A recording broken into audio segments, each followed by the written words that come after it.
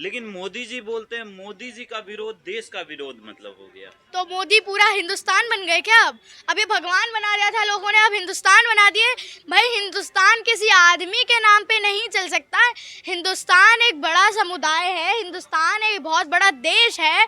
एक एक आदमी प्रधानमंत्री आ गया, अपने नाम पे सब चीजें कर रहा है। अपने दो जो उन्होंने गिरवी ले रखे हैं अपने बच्चे, उनके नाम कौन पे। है बच्चे? देखिए सब जानते ही हैं, नाम अंबानी क्लियर करिए, अंबानी कौन? अडानी हैं। जी। वो कुछ बनाते हैं, अंबानी अडानी को दे देते हैं। अभी हर आदमी पे इतना कर्जा है देश के कि हर आदमी हर सिर के ऊपर 10 या 15 लाख का कर्जा है। हर बच्चे जो आ रहे हैं 10 या 15 लाख का कर्जा लेके आ रहे हैं। मोदी जी के काम से आप खुश नहीं है? जी मैं तो खुश नहीं हूँ, और आधा देश खुश नहीं है उनके काम से। 2 करोड़ रोजगार दिए हैं उन्होंने। देखिए वो जुमला है। अब आप बताएं कितने लोगों को रोजगार मिला है उसमें से? पकौड़ा तलने का रोजगार, चाट बेचने का तो रोजगार। मतलब हम एमबीए करके आए, ग्रेजुएशन करके आए और हम पकौड़ा तलें? वो तो टीवी स्टूडियो में बोलते हैं कि वो भी तो रोजगार है, उससे घर का लोग का जीविका चलता है ना। देखिए कोरोना आ गया है फिर से, सब लोग जानते ही हैं। कोरोना में अब मेरे पे रोजगार नहीं है तो मैं पकौड़ा तलने बैठ जाऊं? मेरे पे रोजगार नहीं है, और पकौड़ा कोरोना में खाएगा कौन? जहाँ ये बहुत बात करते हैं भारत जोड़ो यात्रा बंद करो, कोरोना फैल रहा है, पकौड़ा तलने से कोरोना नहीं फैलेगा क्या? भारत जोड़ो यात्रा वो तो भारत तोड़ो यात्रा है, कोरोना फैला रही है लोगों को। कोरोना जहाँ फैल रहा है, मैं कह रही हूँ राहुल गांधी जी ने भी अपने एक बयान में कहा था, उन्होंने एक मीटिंग रखी थी नून में हरियाणा में, उसमें कहा था कि आप लोग जितना ज़्यादा हाथ धो सके धोइए और मास्क लगाइए। उन्होंने खुद कहा है ये बात। और अगर ऐसा ज़्यादा कोरोना फैला तो राहुल गांधी जी अकेले भी निकल सकते हैं, उन पे ये भरोसा नहीं कर सकते। आपको नहीं लगता है कि भारत जोड़ो यात्रा कोरोना फैला रही है देश में? जी नहीं, ऐसा भी मेरे को तो नहीं लग रहा है, लेकिन हाँ उन लोगों को, जो लोग हैं, राहुल गांधी अकेले भी निकल सकते हैं, वो निकलें और मास्क लगा के निकलें जो लोग हैं। भारत तो जुड़ा हुआ है, बीजेपी के लोग कहते हैं, फिर क्यों भारत जोड़ो यात्रा करनी पड़ रही है? देखिए भारत जोड़ो यात्रा वो इसलिए ही करनी पड़ रही है क्योंकि अभी वो नफरत के बाजार में एक मोहब्बत की दुकान खोल रहे हैं। उन्होंने अपने बयान में फैला रहा है नफरत? देखिए समझदार के लिए इशारा काफी होता है। और नाम बताइए। देखिए नाम बताने से, टिप्पणी करने से ऐसा नहीं होगा, लेकिन हाँ जो सरकार अभी चल रही है हिंदुस्तान में वही नफरत फैला रही है, दंगे कराने की बात वही कर रहे हैं। नफरत फैला रहे हैं। उनके सांसद ये कह रहे हैं कि महिलाएं अपनी चाकू पहने कर लीजिए क्योंकि मुसलमानों को मारना पड़ सकता है। किसी भी सांसद कह रही है? देखिए समझदार के लिए मैंने पहले भी बोला है, इशारा काफी होता है। नाम लीजिए, साध्वी प्रज्ञा ठाकुर जी ऐसा कह रहे हैं। देखिए मैं उनका नाम तो नहीं लूंगी क्योंकि उनका इतना वो नहीं कि अब उनका नाम भी लिया जाए, क्योंकि उनका नाम लेने से हमारे ही बेइज्जती होगी। हिंदुस्तान, अगर उनका नाम गया आगे विदेश में तो हिंदुस्तान की बेइज्जती होगी। तो बहुत लोग तो खुश हैं, तभी तो उनको सांसद चुने हैं।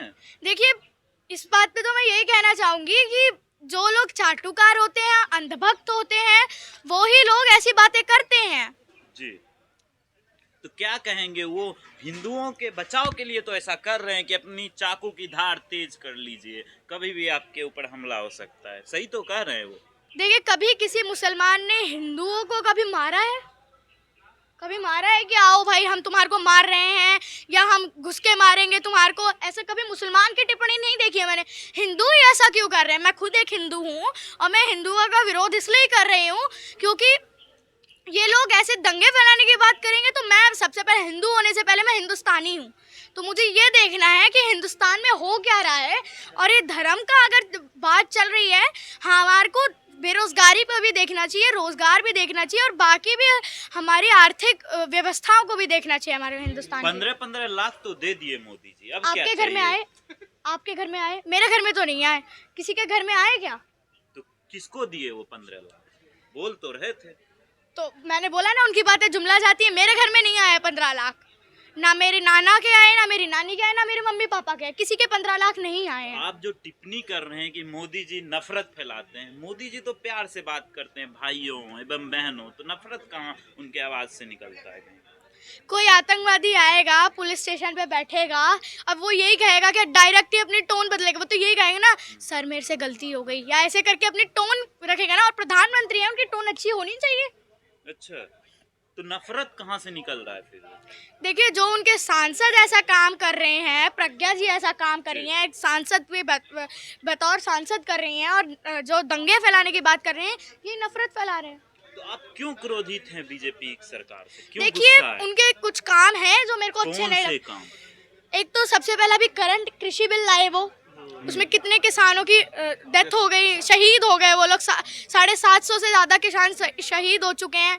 दूसरी बात आप देख सकते हैं, जीएसटी में उन्होंने व्यापारियों का कितना कर्जा दिला दिया है, या कितना उनको इतना बिल्कुल कर्जे में डाल दिया है, और नोटबंदी में कितने लोग मर गए हैं, किसी की शादी टूट गई हैं, और लॉकडाउन में मजदूरों के साथ तो उन्होंने भला किया ही नहीं कुछ। तो वो किसान थोड़े थे, वो तो खालिस्तानी थे। किसान वो खालिस्तानी थे, इसीलिए सड़क पे आए थे। खालिस्तानी एक अपने कृषि बिल के लिए, छोटे से एमएसपी के लिए, मिनिमम सपोर्ट प्राइस के लिए अपनी जान दे देगा। 750 से ज्यादा किसान लोगों को भड़का खालिस्तानी रहे थे, किसानों को भड़का रहे थे। किसान के हित का बिल था वो तो। खालिस्तानी इंडिया में ऐसे ही घुस गए, ना जांच हुई, ना उनका वीजा देखा, ना पासपोर्ट देखा। खालिस्तानी देश के, हिंदुस्तान की राजधानी में आके बैठ गए और धरना कर रहे हैं, और सरकार को खालिस्तानियों की बात सुननी पड़ रही है। ये बात तो आपने अलग ही कह दी कुछ, क्योंकि किसान अगर बैठ रहे हैं तो अपने हक के लिए बैठ रहे हैं। अगर खालिस्तानी बैठे होते तो कब के चले गए होते, 1 साल से ज्यादा नहीं बैठते। वो पहला जन्मदिन मना के गए हैं वो किसान आंदोलन का। किसान हमारे देश का वर्ल्ड में नाम हो रहा है, तो थोड़ा सा महंगाई नहीं सह सकते हैं? देखिए, महंगाई वर्ल्ड में नाम हो रहा है, क्या महंगाई से नाम हो रहा है? अरे शेर पाल रखा है ना प्रधानमंत्री के रूप में आपने। हमको शेर चाहिए ही नहीं, हमको तो एक ऐसा जानवर क्या, हमारे को तो प्रधानमंत्री चाहिए। ये तो जानवर आ गए ना। फिर आपने खुद ही कहा है कि शेर बैठे हैं, शेर तो जानवर ही होता है। प्रधानमंत्री खुद बोलते हैं 56 इंच के जो शेर हैं उनको पालने के लिए खर्च तो लगता है। देखिए, 56 इंच का सीना है, जो मैं उसे यही कहना चाहूंगी, ये 56 इंच के शेर के ऊपर बंगाल इलेक्शन में 4 फुट की दुर्गा बैठी थी, और शेर के मुंह से दीदी और दीदी आवाज निकल रही थी। याद है ना आप लोगों को उनका ये भाषण, दीदी और दीदी कर रहे थे ना? तो 56 इंच के सीने के शेर से ऊपर 4 फुट की दुर्गा थी, और शेर के मुंह से दीदी और दीदी आवाज निकल रही थी। 56 इंच का सीना तो ऐसे ही बदनाम हो गया है। राम मंदिर बनवा दिया उन्होंने, अब क्या चाहिए आपको? खुश रहिए, घंटा बजाइए। देखिए, राम मंदिर बना दिया है, लेकिन देश का राम मंदिर से विकास नहीं हो रहा है। देश का राम मंदिर से विकास नहीं हो रहा है। अस्पताल बनाइए, विश्वविद्यालय बनाइए, तब हम बात मानते हैं। 56 इंची वाला जो प्रधानमंत्री है, गुजरात के अंदर 156 सीटें लेकर के आए। देखिए, गुजरात में लोगों का उनके साथ प्रेम है, लोग जानते हैं, वो वहाँ के रहने वाले हैं, तो लोग जानते हैं उनको अच्छे से, तो वो वोट देंगे। या आधे से ज्यादा अंधभक्त होंगे, उन्होंने वोट दिया होगा, या लोगों के उनके साथ, मैंने बोला, प्रेम होगा, लोग जानते होंगे, भरोसा कह रहे करते हैं कि होंगे। जो भी उनको वोट करते हैं वो अंधभक्त हैं। जी नहीं, अंधभक्त उनको मैं नहीं कहूँगी, क्योंकि महंगाई इतनी बढ़ रही है। अभी आपने वायरल वीडियो देखी होंगी। कोई बात नहीं, हम 10,000 पेट्रोल आएगा, लेकिन हम महंगाई का खिलाफ नहीं जाएंगे। भाई, इतने तो तुम्हारी फीस भी नहीं आती होगी, आधे से ज्यादा तुम पेट्रोल में खर्च कर देते होंगे, जो महंगाई के लिए इतना सह रहे हैं। देशद्रोही घोषित हो जाओगे, क्योंकि लोग जो रोजगार मांगता है, जो शिक्षा मांगता है, वो देशद्रोही होता है इनके सरकार में। तो अब हम अपने इंसाफ भी ना मांगे, हम देशद्रोही हैं, हम पहले ही कह देते हैं हम देशद्रोही हैं, लेकिन हम इंसाफ लेके जाएंगे। और अगर आपको हमको देशद्रोही कहना है ना, आपको कोई हक नहीं है कि आप किसी भी हमारे को कह दें, किसी भी एंगल से आप हमारे को देशद्रोही नहीं कह सकते हैं, क्योंकि संविधान में लिखा है और हमारा फंडामेंटल राइट है कि हम सरकार के खिलाफ विरोध कर सकते रामराज्य हैं। नहीं चाहिए आपको? देखिए, हमको राम राज्य नहीं चाहिए, हमको एक ऐसा देश चाहिए जो सबको लेके चलता हो साथ, और एक विद्यालय बनाए, अच्छी शिक्षा हो, देश का नाम हो, और देश में नफरत की बात नहीं आए। अगर राम राज्य आ जाएगा तो महंगाई से भी आजादी, भुखमरी से आजादी, सबसे आजादी हो जाएगी अगर राम राज्य आ जाए। क्या राम जी आके फसल उगाएंगे? क्या राम जी आके देखेंगे कि देश कैसा चल रहा है? राम जी आके हिंदू मुसलमान को कम कराएंगे क्या? राम जी एक बड़ा स्वरूप है, वो भगवान है। अब ये थोड़ी ना कि भगवान खुद आएंगे यहाँ पे। जंतर मंतर पे लोग क्या मांग रहे थे कि गाय को राष्ट्रीय माता घोषित किया जाए, आप रोजगार मांग रहे हो, क्या बात कर रहे हो? गाय देश का कुछ भला करेगी? माना हिंदू के धर्म में गाय को बहुत अच्छा महत्व दिया गया है, लेकिन गाय हिंदुस्तान के लिए कुछ नहीं है। अभी हिंदुस्तान के लिए हिंदुस्तान के लिए अभी हमारे को एक अच्छा प्रधानमंत्री चाहिए और अच्छा गृह मंत्री चाहिए और अच्छे तो मोदी मुख्यमंत्री जी से चाहिए। अच्छा कौन हो सकता है? कह रहे मोदी जी तो